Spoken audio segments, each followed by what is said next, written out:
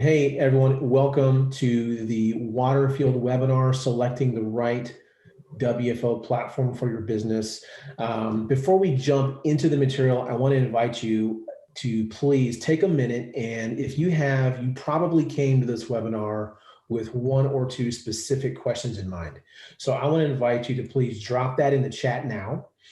Even as I'm going through the introductions and that kind of thing, I want to give you some time to do that and make sure we get to those questions. How it's going to go today is we're going to spend, April and I are going to spend about 30 minutes talking about the subject at hand. And then we've carved out 15 minutes at the end for your questions. So we want to make sure we actually answer the question that you came here with. I hate going to webinars where no one answers the questions that I want. So I want to make sure we don't do that to you. So please, again, take a minute, drop your question in the chat, and we'll get to that toward the end. Okay. So let's go ahead and get started. Let me go ahead and introduce everyone. So April, we've been talking about this day for so long. We're here for our webinar here. So I want to introduce you guys to my good friend, April Bock. April and I have been working together for actually a long time now. April, I don't know if I've told you this before, but just to give you guys an idea of how much I like and trust April, if my mom ran a contact center and she said, Gabe, I need a WFO solution, who do I talk to about that? I would say you need to call April Bock. So April, that's about the highest compliment I think I could pay anybody. I know you're amazing. So tell us a little bit about your background with WFO, how long you've been doing it, the platforms, all that kind of stuff. Take a minute and kind of introduce yourself. Thank you, Gabe. I've been doing this 17 years, probably longer now. And I am trained and certified on 5 different platforms, which include workforce management, quality management, and performance management.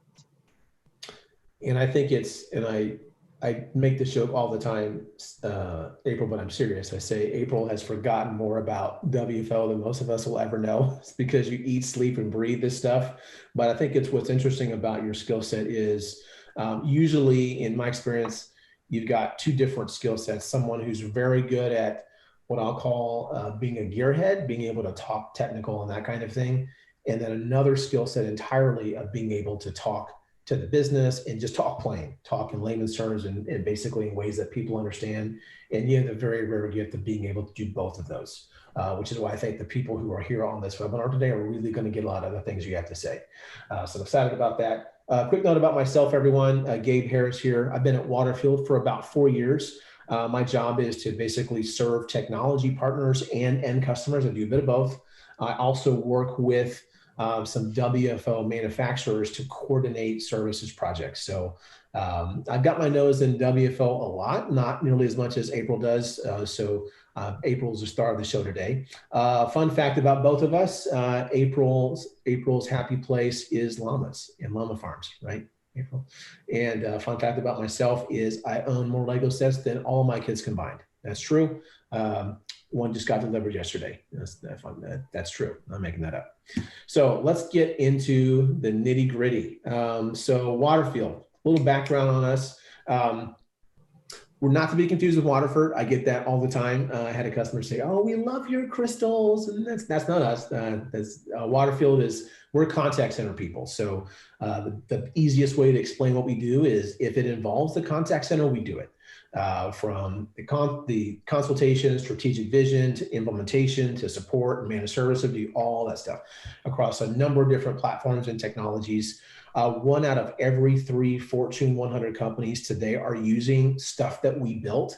I think someone did the math a few months ago, and I think that totals 1.5 billion transactions annually, something ridiculous. So we've got a team of about 250 contact center specialists, offices all over the US and around the world. So we're skilled in just about every contact center technology that you can think of. We probably do it. WFO is a huge part of what we do. April leads that team. And so that's what brings us to the topic at hand today. So let's start, April, just from the beginning. Let's get you started here. So what is workforce optimization? This obviously means a lot of different things to a lot of different people. Can you talk about that? Yeah, sure, Gabe. It actually does mean a lot of different things to a lot of different people. The easiest way I can describe it to you is it is the collection of applications that help you run your contact center effectively and efficiently. It involves many different applications. Each company may have one or more of these applications. So we'll start with quality management. It is your call recordings and your evaluation forms. Many times it's coupled with speech and desktop analytics so that you can have some insight into those conversations and behaviors of your analysts. Performance management is the KPI metrics and reporting, which is so important for most contact centers. Workforce management involves forecasting your calls, contacts, and your agents, and then also scheduling and tracking your agents so that it is an efficiently run call center and that you know what your agents are doing day to day. There are a couple of new and up and coming applications within workforce optimization, learning management, knowledge management, and process automation. You're going to start to see a fast start to those in the workforce optimization world. So there's a lot of different things here. So April, you covered a lot of different things. If I need, if let's say I run a contact center and I need some or all of these different components, do I need one solution that does all of this right off the bat, or what are your thoughts on that? You can have different solutions, but there are many platforms that will allow you to have one solution with the many different applications. And it's very convenient for your executives, your management, and your supervisors and agents to be able to go to one location rather than having to go to multiple locations for the data. Okay, very good. That reminds me, I have a buddy who works for a payroll software company, and his company was telling me they sell workforce management too. And I'm like, huh, you guys don't even deal in contact centers. So how is that different? So there's some components here that are missing in what his company sells, or what? Well, payroll companies are starting to get into the workforce management world. Generally, they do scheduling. So you'll see that many of those payroll applications are missing either forecasting or tracking or both. So it's not a full suite of workforce management, but they do have enough components to be able to label themselves as workforce management. And then another factor that it could be is that other businesses besides contact centers do have workforce management software. So retail, for example, has its own suite of workforce management software to be able to help them forecast and schedule as well. Okay, very good. Okay, that's a great overview, April. Thank you. So let's move on. And I think this question is what probably most people are thinking, April, and that is WFO, who cares? Why does this matter to me? What is this going to do for my business? So can you talk about why this would matter to me if I'm running a contact center? Sure. One of the things that WFO will do for almost any business right out of the gate is help correct their staffing needs. Sometimes customers are overstaffed, sometimes they're understaffed, and you have different sets of problems whether you're understaffed or overstaffed. And it's very important to find that right balance. And that is one of the things that you will see helped right out of the gate. And it'll help, like, what if I don't even know if I'm overstaffed or understaffed? It'll reveal that to me too, right? Yeah. Yeah. Very good point. It also will monitor your agent productivity in real time, what your agents are doing. This is becoming more of a necessity since COVID, because it used to be you could look over and see what your agents were doing in their cubicle, but now that they're at home, it's a little bit harder to know what they're doing. And so you can keep track of that in the software. Very good. You're like, are my agents watching Netflix? Are they working? Yeah, very good. Right. Shifts and time off requests. So, if you have been managing everything in Excel, it was easy for them to walk over to your desk and ask you if they could change their shift or have time off requests. But WFO allows you to automate that. You can set business constraints around that so that it's not everything that the agent wants. So you're still covered, but then they have some ownership in their time off and shift trades. Mm-hmm. And then you can monitor your call quality, your agent confidence. So this is really important because if your customers are upset about something or they're extremely happy about something, you can listen to those call recordings and you can know what is happening within your contact center. You're able to know at any given moment where your call quality is. And if you have QA analysts who are doing evaluations, you will see those scores. It's easy to coach an agent if you have a call and an evaluation to show them where they're missing the mark, or even better, I like praise. So if they are doing well, you can show them this is what you're doing well. Does it, April, does the WFO tool, does it automatically grade the agents, or does it just give me data and then I have to grade them based on what it tells me? It depends on what you have implemented. So you can do predictive scoring with some systems. So quality management generally is an analyst doing that evaluation. But when you add in analytics, speech analytics, desktop analytics, you can do what's called predictive scoring, and it would score for you. Okay, good. Speaking of analytics, it can uncover keywords that your customers are using. So if you know that something is shipping late, you're able to use that and search for those out of the transcriptions. If customers are giving you bad surveys and you need to understand why, you can start to look for keywords to understand what is happening. And then, of course, with every contact center, WFO will provide you with those key performance indicators on metrics that matter to your business. Very good. I think that backing you up a little bit on the keyword side, you and I had a conversation just yesterday with a customer. It's like, hey, I had an executive ask me, hey, how many interactions are you having with customers about this product that's shipping late? And they didn't know. So this kind of tool would be able to tell you that. And depending on if you had 2 customers asking about it, maybe not the big of a deal. But if you've got 30 customers asking about this in the span of an hour, well, then maybe we should send out some type of proactive notification to basically offload some of that call volumes. That would definitely be really helpful there. Very good. Yeah. Okay. So getting down to the topic of this webinar, April. So if I'm looking for WFO, you've already kind of sold me on what this is supposed to do for me. I understand the benefits. How do I find the right WFO platform for me, for my contact center? Well, Gabe, if you don't know what you're trying to solve with the platform, you're not going to be able to find the right fit for your company. So the very first thing you need to do is ask yourself and your leadership, what problems are you trying to solve for?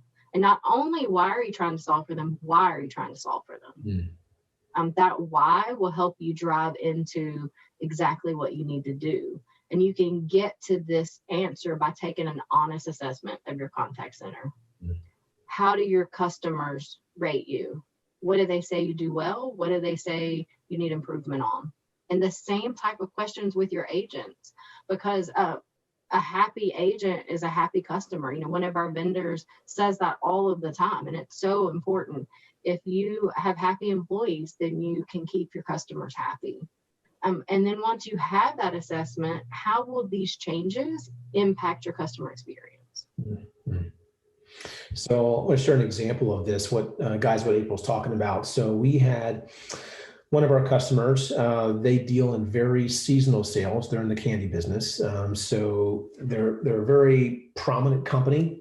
In the low season, they might staff 35. In the high season, getting into Christmas, that kind of thing, they might have 135 to 150 agents. One of to April's point, trying to figure out what problem they're trying to solve is this particular company had an overflow business process outsourcer, or BPO, that would handle their overflow calls. And one of the things they were trying to do was make sure that they didn't send this other company too many calls, and they didn't have a tool to help them do that. So we helped them implement this WFM tool. And again, this company is very ROI driven. They pay attention to this kind of stuff. Can't share specific numbers with you, but I can say that out of confidentiality, but I can say that they were very, very pleased with the results of what the WFO platform was able to do for them. bottom line, they were able to stop sending so many calls and stop paying for this BPO because they're able to more properly manage the agents and their own productivity within their contact center. So what April's talking about, identifying your problems and assessing your contact center, all that kind of stuff is right on. April, talk to me a little bit about, I think, I don't want to gloss over this, especially question number 2, because I've run this a few times. Who needs to take that honest assessment? Who's involved there? Is that just let's say I'm the contact center manager or director, is this just me kind of answering my own questions, or is this a group effort, or whose thoughts need to go into this effort? In my opinion, it should be a group effort, because your opinion may be very different than my opinion. So you need to know what your key stakeholders think. They are going to be the ones that give you the green light to purchase the platform. So you need to know what problems they think you need to solve for. But I think on the flip side of that, those that will be impacted, your agents, your customers, maybe you don't put out a poll, but you're paying attention to what people are saying to you, the common themes about the problems that are being brought up. Mm-hmm. And so you could get to that with your mid-level management.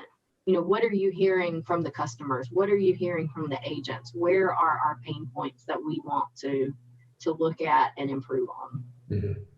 I think that's so key to talking with the people who are closest to the customers, the agents and the supervisors, and the business too, because they might have 2 different perspectives, and you've got to consider all of that when you're looking for a new platform, right? Right. And for me, I think it's important that you find out what you're doing well too, because you want to continue to do what you're doing well. You don't want to go in and do the shake up and fix all of these bad things that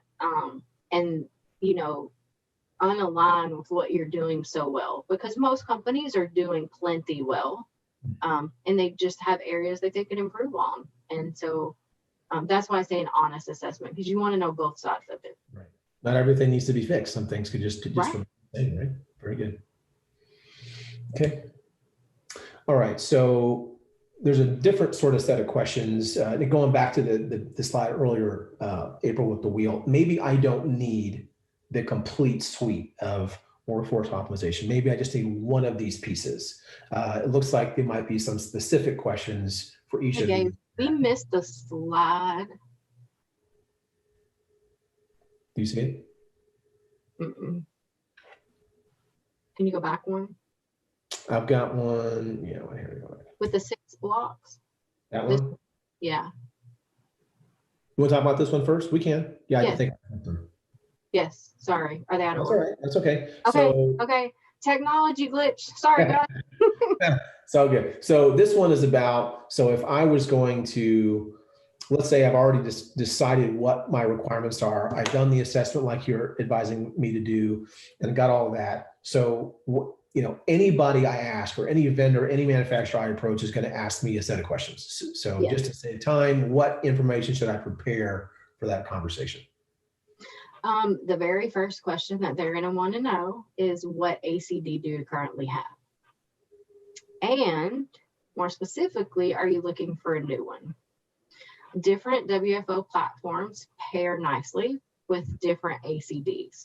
Mm-hmm. Not all platforms have an integration path. So it's very important from the beginning that we know what your ACD is, mm-hmm. So that we can pair you with the right solution. If you're looking for a new solution, then that pairing may look different. Right. So for example, Genesis Workforce, they have their own workforce management tool, but or workforce optimization tool, I should say, but that only works on Genesis. So that's not going to work if you're having a via ACD. Same with like Nice in Contact. Sure, they've got these tools, but if you're not on those platforms today, like that won't work for you. You know what I mean? Unless you plan on going to those platforms eventually. Right. Nice can actually go with other vendors, but yes, it's a true statement. Okay. The next question you want to know is, what type of interactions and skills do you currently use? And what I mean by that is, do you do inbound and outbound calls? What about email, chat, or SMS? So I want to know what you're doing currently, and then I want to know if this is changing. Do you plan in the near future to implement something that you're not using? And the reason for that is, again, each vendor platform has different things that they're really good at. And so you want to make sure it's the right fit. I also want to know how many of those types of interactions your company does in a typical day, and then what a typical day looks like for you. Now, why does that matter? Is that just to help them size this, or what? Why do they care how many of these interactions? It is because what I'm looking for is the complexity of your call center. And I'm going to actually skip to a question based on that. So do your agents handle multiple interaction types, and what does that look like? So if you know how many interactions and how the agents handle them, we can see what kind of complexity you have. And that'll help better determine the sizing and other features that you may need, which also goes into how many agents do you currently have, and then what is your expected growth rate of agents and interactions? You know, are you growing at a 10% rate, or are you growing at 150% rate? All of those things matter, not only on the day of implementation, but so that you can have a growth plan and a system that allows you to grow significantly with your business. Like how fast can you scale, right? And then the last one is, how many physical sites do you have? And, you know, to caveat that now is, do you have remote workers? Probably you do because of COVID. And regardless of which applications you use for WFO, you will need to have these questions answered. Okay. Okay, I want to back up to that other slide that I hit accidentally, okay? Okay. Okay, so we're at right timing now. So this was about, so that big wheel we showed in the beginning, okay, workforce optimization is this massive umbrella with all these different components. Maybe I don't need all of that. Maybe I just need one of these, like, you know, quality management or workforce management. The questions I ask might be different, right? Can you talk about what I need to be asking if I'm looking at just those single pieces? Sure. For workforce management, I want to know what you are currently doing for forecasting and scheduling. How are you doing that? Is it another platform? Is it Excel? And there's no wrong answers. We want you to be honest, and we want to know how it's working for you, because we can't solve for any problems if we don't know what you're doing. How do you measure schedule adherence? If you are with Excel only, you probably don't measure that. And then how do you plan time off? That's a big one. You know, did I come to your desk and ask you for time off, or do you have a SharePoint that they use? You know, it could just be various different items. And the more details that we have about how you are currently doing these things, the easier it is for us to find you the right platform. Right. For quality management, the big question is, are you currently recording your calls? A lot of companies are recording their calls, and that is it. But there's so much more that you can do, like evaluation. So if you are recording them, how do you do evaluations now? Is it a spreadsheet? Is it an evaluation form inside of a platform? And then if you're not, how do you think you could improve your business if you were able to listen to those calls? How do you think customer satisfaction would improve? And then performance management, everybody is reporting somehow. What metrics are you looking at? Where do you get those metrics from? And then what metrics do you wish you could report on that you're not? You know, adherence is a good one example. You might want to do schedule adherence, but you don't have a platform that gives you that information. I think the common theme is, hey, helping us learn, you know, what you're doing today as opposed to what you'd like to see change, right? Right. That's pretty good. Okay. One more slide here. So this is the last one. So down to, okay, so let's say I've done all of that, April. I figured out what my problems I'm trying to solve and why. I've done the assessment, prepared my information. So how do I, once I'm talking to all these different people, how do I evaluate the options in front of me? How do I figure out which one's right for me? Okay. So first you have to find out the viability. Does their WFO system integrate with your ACD platform? And that is really important, because if it does not, you need to know what that looks like to have integration. Can they easily build an integrator? If so, what does the extra cost of that look like? And then more importantly, what is the time frame for that? Oh, yes, we can build you an integration mechanism, but it's going to take 6 months. Right. Is that okay with your business? So you need to look at all of those factors with how you're going to integrate with your ACD and WFO system. Ease of use, you need to know what kind of skills are needed for your analyst for their platform. That may seem like an oddly placed question there, Gabe, but each vendor is very different in what they are able to do. At the end of the day, they all give you forecasting, scheduling, and tracking, and recordings. But the complexity, some are easier to go from spreadsheets to this platform, and then others, it would be nice if you had more experience. If you don't have the experience, it doesn't mean it's not a valuable option. It just means your learning curve is going to be much greater. Again, do you have the time to invest in that learning curve? And then needs. This is where that assessment of your business comes in. We need to know specific questions as it relates to your business goals. The more we know about your business, the better we can do, or the vendor can do, to give you a proper platform.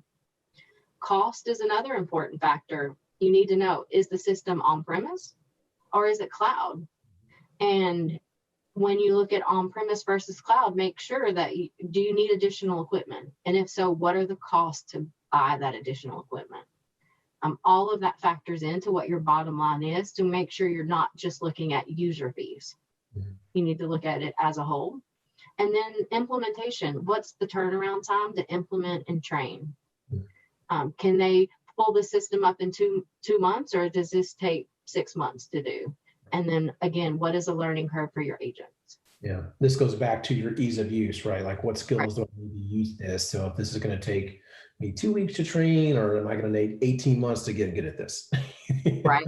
Very good. Okay. Well, thanks. We're at the 30-minute mark, guys, or 29-minute mark, rather. So if we moved too fast through the slides, don't worry. At the end of the webinar today, all of you guys who registered will get a copy of this slide show, this deck. So if you've got questions, there'll be some contact information in there, anything we don't cover today. Let me go ahead and stop my share here, and we're going to go ahead and move over to the questions here. 1 second here. Let's see what's on. Okay. All right. Okay. I see someone had raised their hand. A B strong. I'm going to go ahead and let you talk. So hang on 1 second. I think you have to unmute her. There we go. I'm not sure who it is. Okay.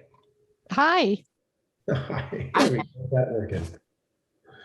Go ahead with your question. Okay, I jumped in and I joined late, so I apologize if my question has nothing to do with what you just showed.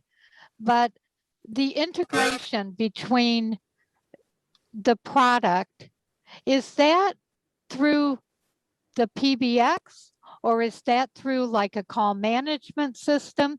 And is there a lag time? You know, like if you want to look at live your agents, I could tell you what I go through today on our call management system versus the CM, the PBX. There's like a little bit of a lag time. And I was just curious, how would this integrate with the phone system, or does it integrate with the CMS system since we're a Avaya? Just curious. Okay, so that's kind of a two-part question. So you will, with Avaya and the CMS, you generally will have historical reports that come over. Those are delayed generally by about a half hour. So you get your call interval reports every half hour. Right. You get a nightly agent log in, log out activity report that comes over. And then you have a real-time stream that comes into your WFO platform. So you would be able to see the state changes real time. Okay. And then you, depending on the platform, you have the ability to set if there's a 10-second delay or a 30-second delay on that. Some of them have even like 3-second delays. So that real time is pretty real time. Okay. Makes sense. Okay. Thank you. Did that answer all? Yes. Yes. Okay. Yes. Good. Thank you. All right. Okay, so let's move on to the next question here. So April, I'm seeing a question here on ROI. So there's basically the question is, hey, interested in this, how do I present this to the business to get this approved? So can you talk about that? I think I see where they're coming from. If, even if they like the idea here, how do they get this approved, make the business case, whatever we Sure. need. Well, each vendor has their own ROI calculator. So we would gather some inputs that they need, give that to the vendor, and then they would give us back an ROI based on the input that your business has provided. Okay. So everyone's got their own tool, just Right. kind of plug in the answers and spits it out. Very good. Mm-hmm. Okay. I'm just going through questions here, guys, but if you've got one, feel free to raise your hand or type it in the chat, and I'll be sure to answer that in the last few minutes together. Let's see. I see a question here on price. So I'll take this one. So Okay. basically asking, is there a ballpark pricing here? There are really too many variables here to just share a ballpark, because it's going to depend on if you're looking at cloud or premise. There's really any ballpark I give you might be completely off by a factor of 10, just depending on how complex your environment is. So here's what I would say. If you're after just a ballpark, figure, I could give you that after about a 30 to 40 minute conversation, just to learn more about your environment and what you're looking for. Then we could probably give you a ballpark quote on that. So if that's something that interests you, let me know. In the email you get with the deck and the recording, all that kind of stuff, our contact information will be in there. So just shoot us a note. We'll be sure to set that up and follow up. Okay, let's see. I think that is all the questions. I think that about does it. So, okay, guys, that is basically concludes our webinar today. Like I said, if you have questions, anything that, and this happens all the time, as soon as you hang up, you're like, ah, shoot, I meant to ask this before I hung up. Don't worry. Like I said, we'll send out that email. Feel free to reply and say, hey, can April answer this for me or whatever. We'll make sure we get you an answer. But anyways, that is it. I want to say thanks everybody for joining, and you guys have a great rest of your afternoon. Yeah, thanks guys for joining. Have a good night or day.